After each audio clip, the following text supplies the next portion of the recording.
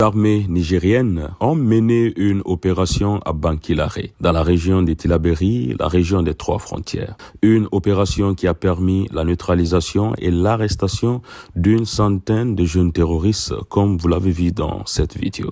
Mais la question qu'on doit se poser, c'est de savoir est-ce que ces jeunes qui sont arrêtés là sont en rapport avec la création de 5000 soldats qui avaient été annoncés officiellement par les chefs d'état-major de la CEDEAO qui était réunie à Abuja sous ordre des différents présidents des pays qui font partie de cette organisation.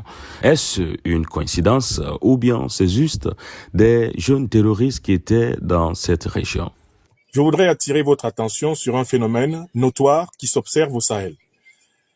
Après l'annonce de la mise en place d'une force de 5000 hommes de la CEDEAO, comme pour répondre à la force conjointe de l'Alliance des États du Sahel composée de 5000 hommes, des regroupements massifs de terroristes déterminés à déstabiliser l'AES ont été observés. Et je voudrais saluer les forces armées nigériennes pour la capture de centaines d'entre ces criminels, manifestement mobilisés par la CEDEAO, base arrière du néocolonialisme et de l'impérialisme, pour porter l'estocade aux 3 étoiles polaires de l'espérance africaine du 21e siècle, le Mali, le Burkina Faso et le Niger.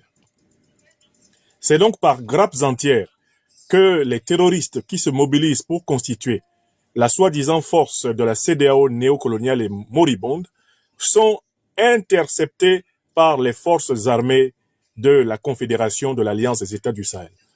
Je voudrais chaleureusement féliciter, au nom de tous les amis de l'Institut de l'Afrique des Libertés, les présidents Goïta, Traoré et Tiani, pour le travail remarquable qu'ils abattent afin de bâtir la muraille sécuritaire de l'Afrique noire.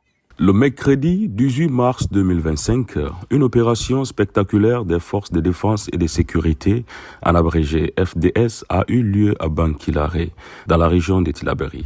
Bien que le nombre exact des terroristes capturés reste inconnu, les réseaux sociaux regorgent d'images troublantes de plusieurs hommes alignés sur le sable.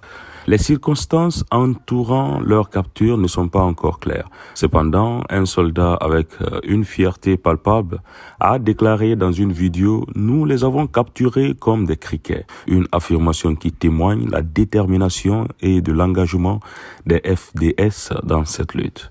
Cette victoire éclatante, bien qu'encore entourée de mystères, apporte un regain de courage aux Nigérians. Depuis plusieurs mois, la région fait face à des attaques incessantes des groupes terroristes perturbant la paix et la sécurité de cette zone stratégique. Les attaques se concentrent dans la région des trois frontières, au sud de Dosso, touchant même le vital pipeline Niger-Bénin et les accords du lac Tchad. Une situation qui nécessite une vigilance accrue et une réponse forte des autorités. Bravo les garçons, bon courage aux valeureux soldats. Les Nigériens espèrent que la lutte contre le terrorisme continuera à porter ses fruits et qu'une paix durable finira par s'installer dans la région. Niger, notre cher pays nous appartient et c'est à nous de forger son destin, Inch'Allah. L'heure des tractations et de combines dans les officines est révolue. Vous avez désormais en face de vous un peuple qui a pris son destin en main. Nous n'acceptons aucun chantage, aucune intimidation. À chaque fois que nous avons l'occasion, nous aimons leur rendre hommage, car nous savons qu'ils sont tombés pour nous. Nous disons que si la France n'a pas oublié le général de Gaulle, que si les Américains n'ont pas oublié Martin Luther King,